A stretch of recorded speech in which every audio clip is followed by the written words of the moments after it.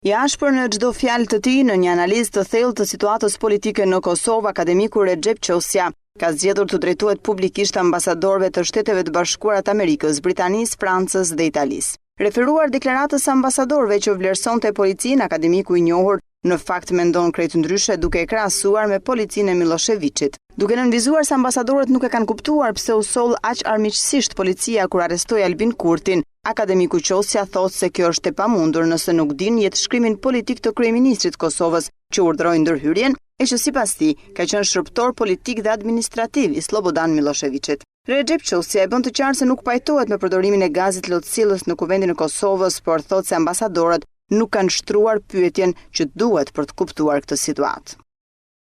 Ku qëndron shkaku kryesor për krizën e sotme politike dhe institucionale në Kosovë? Po të shtrohet kjo pyetje do të jepet edhe përgjigje e duhur. Shkaku kryesor për këtë krizë qëndron në qeverinë e Kosovës.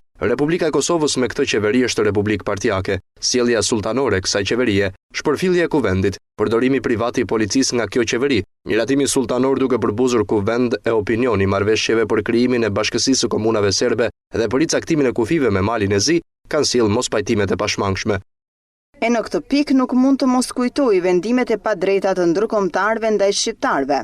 Përshtrirja e shteteve fshinje në tokat ku shqiptarët ishin popullate vetëm me shumicë madhe etnike dhe rëmbimi këtyre tokave në kufi të ricaktuar me vendimin e shteteve europiane si Franca, Italia, Gjermania, Mbretëria e Bashkuar dhe Rusia, e jo mospuna, jo përtatësia, e kanë bërë popullin shqiptar të varfër. Si kanë thënë dikur diplomate e shkencëtar të huaj, popull pa kushte natyrore për mbijetesë.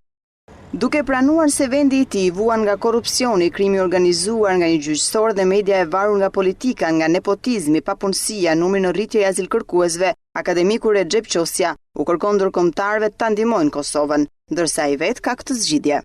Me dorëheqjen e qeverisë fillon edhe zgjidhja e krizës politike dhe institucionale. Pa këtë dorëheqje, siç duken punët, kriza mund të përthellohet. Për ambasadorët ka një herësh një porosi dhe apel. Deklarimi juaj për të ndëshkuar opozitën qofte dhe me polici në kuvend dhe për të rehabilituar qeverinë në supet e protagonistëve të së cilës rëndojnë përgjegjësi jo vetëm për këtë krizë, e bën një mendësinë e Kosovës tepër të ftohtë dhe të errët. Ndihmojeni Kosovën të mos zhytet edhe pas luftës në atë të ftohtë dhe në atë të errë.